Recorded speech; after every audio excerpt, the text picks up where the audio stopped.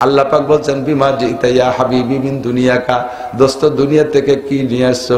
দোস্তর বাড়ি দোস্ত আসলে তো কিছু না কিছু নিয়ে আসতে, আর খালি হাতে আইছো নাকি? কি কি নিয়ে আসছো? তোমার দেশে তো মক্কায় তো খেজুর টেজুর পাওয়া যায়, কি কি দিয়েছো? নবী পাক জবাব দিলেন আত্তাহিয়াতু, এই মিষ্টি দেশে আল্লাহর সামনে প্যাকেট দেশে, আত্তাহিয়াতু লিল্লাহি ওয়াস সালামাতু ওয়াত তাইয়্যিবাত। এইটুকু বলছেন নবী পাক, আত্তাহিয়াতু লিল্লাহি ওয়াস সালামাতু ওয়াত তাইয়্যিবাত। আমার দ্বারা বর্ণনা করা সম্ভব যত পবিত্রতা, যত তাসবিহাত, যত প্রশংসা, যত ইবাদত সব তোমারই জন্য আমি নিয়ে আসছি। বলেন সুবহানাল্লাহ। আল্লাহ পাক খুশি হয়ে গেছে, কয় এমন একটা প্যাকেটই আমি চাইতেছিলাম, তুমি যেহেতু উপযুক্ত প্যাকেট নিয়ে আসছো। আনা যদি ভালো হয়, শ্বশুর বাড়ি গেলি অত গণ যাইও না, অত গণ গেলি টুল্লা মুল্লা নেওয়া যায় না, শেষে কয়দিন ভালো খায়, পরে আলু ভর্তাও দেয় না।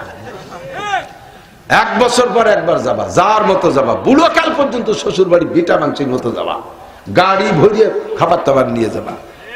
বাড়ি শ্বশুর বাড়ি খার কেউ নাই, তবুও এতটা নিয়ে গেলে শাউরি কি যে খুশি হয়, পাড়া ভরিয়ে দেয়, আমার জামাই আনছে, আমার জামাই আনছে। আর পাড়ার সবাই অপেক্ষা করে অমুকের মার জামাই কবে আসবে, আমাকে এইভাবে একটু খাওয়ায়। আমারটা আসে, ডেলি এসে মানে সেই বাড়ির ডিম এই বাড়ির জামাইয়ের কাছে বেচে, সে জামাইও বাড়ি যে আলু ভর্তা খায়, তাই বাস ছাড়ে না।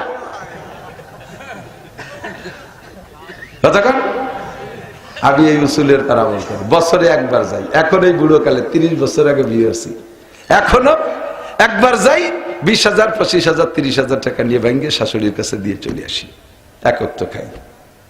শাশুড়ি এখনো আমারে নাম ধরে রাখে, ছেলের মতোই জানে, যেমন যাবেন সেরকম পাবেন। নবী পাক যেমন গেছে আল্লাহ দিয়েও দিয়েছে সেরকম। কি কইছে জানেন? আল্লাহ কয় তাহলে আপ্যায়ন হবে কায়দা মতো। আপ্যায়নটা কি? আসসালামু আলাইকা আইয়ুহান নাবিয়্যু ওয়া রাহমাতুল্লাহি ওয়া বারাকাতুহু। হে বন্ধু, আমার পক্ষ থেকে শান্তি, রহমত, বরকত যা আছে সব তোমারে একারে দিলাম। আসসালামু আলাইকা, কা মানে তোমারে একারে, কুমা মানে দুইজন রে, কুম মানে সবাই রে। আল্লাহ কইছে আসসালামু আলাইকা, তোমারে একারে দিছি। ট্রাই করতেছে, দেখি একারে দিছি, ফাঁক পাই একাই নিয়ে ব্যাংকে না ডুয়ায়, কি আরে বুঝে দেখি যোগ্যতার পরিচয় হয়ে যাক। নবী পাক তার বোকা না, হুজুর কয় আসসালামু আলাইনা ওয়া আলা ইবাদিল্লাহিস সালিহিন। আল্লাহ তুমি যে শান্তি, রহমত আর বরকত, মানব জীবনে 3টের বেশি লাগে না। শান্তি, রহমত আর বরকত, এর বেশি আর কিছু লাগে না। শান্তির মধ্যে সব আছে, রহমতের মধ্যে সব আছে, বরকতের মধ্যে সব আছে। কতক্ষণ ঠিক ঠিক না? শান্তি, রহমত আর বরকত। আসসালামু আলাইকা, আসসালামু আলাইনা ওয়া আলা ইবাদিল্লাহিস সালিহিন। আল্লাহ তুমি যে আপ্যায়ন করলে এটা আমি একা নেব না, আমার গোটা নিক্কার দিনদার ইমানদার উম্মতের পক্ষ থেকে গ্রহণ করলাম। আল্লাহ দেয় আর নবী নাই, আর কেউ দেখার নাই। ইচ্ছে করলে ওই জায়গা থেকে ব্যাংক অ্যাকাউন্টে ঢুকই দিয়ে আসতে পারতে একা একা, তা না নিয়ে সব উম্মতের পক্ষ থেকে নিলেন।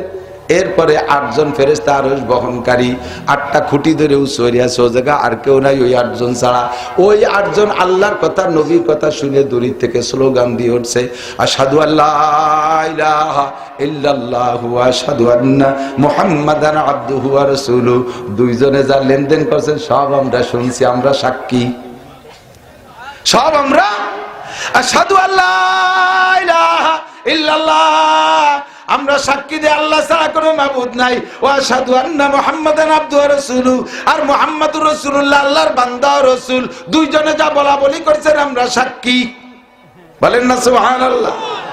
এরপরে আলোচনা গল্প শেষ, নবী পাককে পরাণ ভরে শিক্ষা দিয়ে এরপরে আল্লাহ কয় দোস্ত যান এখন। আল্লাহ কি নিয়ে যাব? কয় যা দিছি সব নেন, সাথে একটা প্যাকেজ নেন, সেটা হলো 50 সালাওয়াত, 50 ওয়াক্ত নামাজ আপনার উম্মতের পর ফরজ করা হলো, সবাই নিয়ে নামাজ পড়বেন 50 ওয়াক্ত ডেলি। হুজুর তো খুশিতে খুশিতে বাঘ বাগাল্লা, আগের কোন নবীর উম্মতরে এত নামাজ দেই নেই, আমার পর খুশি আবার উম্মতরে দেশে। হুজুর আর ওই সময় মনে নাই যে পরিণতি কি হবে না।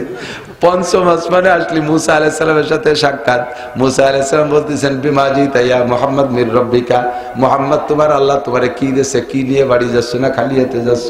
কয় 50 সালাওয়াত, 50 ওয়াক্ত নামাজ তোমাকে কেউ রে দেয়নি।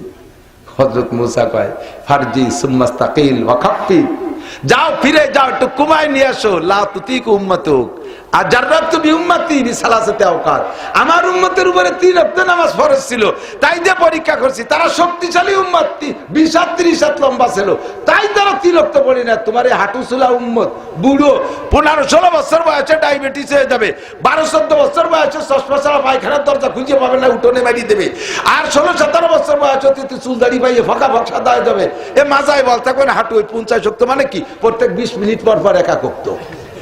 এই ঘরে নাকি তাড়াতাড়ি ফিরে যান, কমানো যায় নাকি, নিচে গেলে আর আসতে পারবে না, ঢুকে যান। ওই তো আবার গেছে 5 ওয়াক্ত কমাইছে, 5 ওয়াক্ত ফিরে আসছে, কত কমছে, 5 ওয়াক্ত 45, ভাই আর একটা বার যান। এইভাবে 9 বার ঘুরাইছে মুসা আলাইহিস সালাম। আল্লাহ যদি ইচ্ছে করতেন প্রথমবারই 45 কমাই দিতে পারতেন, কিন্তু এতবার ঘুরালেন কেন? বন্ধুরে একটু ঘুরে ঘুরে দেখবে, বন্ধুরে একটু ঘুরে ঘুরাইয়া সাক্ষাৎ করবে। এই বন্ধুর প্রেমে বারবার ঘুরে ঘুরে করতে যে 9 বার ঘুরাইছে, 5 নং 45 ওয়াক্ত কমাইয়া এরপরে আছে 5 ওয়াক্ত। এবারও মুসা আলাইহিস সালামকে ভাই আর একটা গুল্লি দেন, দেন কমানো যায়নি তো কইতেছে যে বাড়ি যায় 5 রাখে, তাই এবারও গেলি তো 5 রাখে দেবে, পরে আমার খালি এতে বাড়ি যেতে হবে, যা আছে ওই নিয়ে যায়, পড়ে পড়ুক না পড়ে মাইর খেয়ে বেরোবে তারা, আমি 5ই নিয়ে যাব। সাথে সাথে আল্লাহ পাক বললেন লা তাবদীলা লিকালিমাতিল্লাহ, আমার সংবিধান পরিবর্তনশীল নয়। 50 বলেছি 85, তবে মান জাবিল হাসানা ফালাহু আশরু আমসালিহা। আমার উম্মত, আমার বন্ধুর উম্মত একটা আমল করবে 10 গুণ নেকি দেব, পড়বে 5, 5-10 কে 50 ওয়াক্তের নেকি দিয়ে দেওয়া। বহুত কিছু, বহুত রয়েছে সামনে। এর নাম শিক্ষা সফর। এর নাম কি? আল্লাহ তাআলা আমার নবীর এই শিক্ষা সফরের থেকে আনিত 5 ওয়াক্ত নামাজ ভাইও বলছে, ভাই বলছে কি? ভাই বলছে দাড়ির কথা। আমি একটু বলি, কত কষ্ট করে আল্লাহর বাড়ি যে নামাজ নিয়ে আসছে, আল্লাহর বাড়ি যে নামাজ নিয়ে আসছে, এই নামাজটা আমি জীবনেও ছাড়বো না, একটা প্রতিজ্ঞা কি করা যেতে পারে? একটু একের বিলাং হাত দেখতে চাই না, অন্তর থেকে পাকা সিদ্ধান্ত নেন তো, কাজ কাম জয় ঝামেলা যা আছে নামাজ পড়বই, নামাজ পড়বই, আজ থেকে নামাজ পড়বই 5 ওয়াক্ত জামাতের সাথে ইনশাআল্লাহ। ঠিক আছে না? ইনশাআল্লাহ জামাতের সাথে নামাজ পড়বো। আল্লাহ কবুল করুক বলেন আমিন, আল্লাহ কবুল করুক বলেন আমিন। এই নামাজ আবার একা পড়া যায় না। হুজুর তো ওই বাড়ি আল্লাহর বাড়িতে নামাজ নিয়েছে, আসার পরে হুজুর বলেন আম্মা মানে জিব্রাইল ইয়াউমাইন, জিব্রাইল আমারে 2 দিন ইমামতিরে নামাজ শিখিয়ে দিয়ে গেছে। নামাজটা আমি নিয়েছি, কিভাবে পড়তে তা তো জানি না, একদিন পড়তে করতে শুরুতে আর একদিন পড়তে করতে শেষে 2 ওয়াক্ত নামাজ, ফজরের আউল ওয়াক্ত শেষ ওয়াক্ত, মা বাইনাল হাতাইনিল ওয়াক্তাইন আওকাতু সালাতিকা সালাতু উম্মতিকা, এই 2 টাইমের মাঝখানে আপনি আপনার উম্মতের জন্য 5 ওয়াক্ত নামাজের টাইম যে কোনো সময় পড়লেই হবে, যে কোনো সময় পড়লেই হবে। এই 2 টাইমের ভিতরে নবী পাককে 2 দিন ইমামতি করে নামাজ শিখিয়ে দিয়ে গেছে। ও দোস্ত, জীবনে নামাজ শিখছেন কয় জায়গা যাই? মসজিদে যাই আড়ে আড়ে আরেকজনের দিকে তাকাই, কি রে, ঠিক না? আল্লাহ কয় ম্যাট্রিক পাস করা যেতে পারে নকল করিয়া, নামাজ পাস করা যায় না নকল করিয়া। নামাজ শিখতে হবে, কথা বলেন, নামাজ শিখতে বলে। হুজুর বলেন সল্লু কামা রাআইতুমুনি উসাল্লি, আমাকে যেমন নামাজ পড়তে দেখো ওইরকম নামাজ পড়ো। নারী আর পুরুষের নামাজের মধ্যে পার্থক্য করে হুজুর মহিলাদেরকে নামাজ শিখাইছে খাদিজার মাধ্যমে, আয়েশার মাধ্যমে শিখে বলছে যে এইটা, এই খাদিজা আয়েশা যে নামাজ পড়ে ওটা আমার নামাজ, এইভাবে পড়বা মহিলারা। আর পুরুষদেরকে তো নিজে ইমামতি করে শিখাইছে। একদল আবার হুজুর কইছে আমার নামাজের মতো নামাজ পড়বা সবাই, তো হুজুর তো পুরুষ, কাজে হুজুরের নামাজের মতো নারী পুরুষ সবাই নামাজ। কত বড় বুদ্ধিমান চিন্তা করতে পারেন। এই আল্লাহ কইছে পর্দা করো, নারীরাও পর্দা করো, পুরুষরাও পর্দা করো। তাহলে নারী আর পুরুষের পর্দা এই কথার পরে একরকম হবে না? তাহলে নারী পুরুষের পর্দা কি একরকম? মহিলারা বাজারে যেতে গেলে বোরকা পরে যেতে, বেটারাও কি বোরকা পরে যেতে হবে? হ্যাঁ, তো একরকমই তো হতে হবে। পর্দার হুকুম 2 জাতির একই রকম। হ্যাঁ, পুরুষরা ইমামতি করে, তাই তোর বউ নবীর ইমামতি করছে, তো নবী তো পুরুষ ছিলেন, তো তোর বউরে দিয়ে ইমামতি ওরা দেখিস মুসল্লিতে কি আরে কি আরবে তা কলাম না, যাও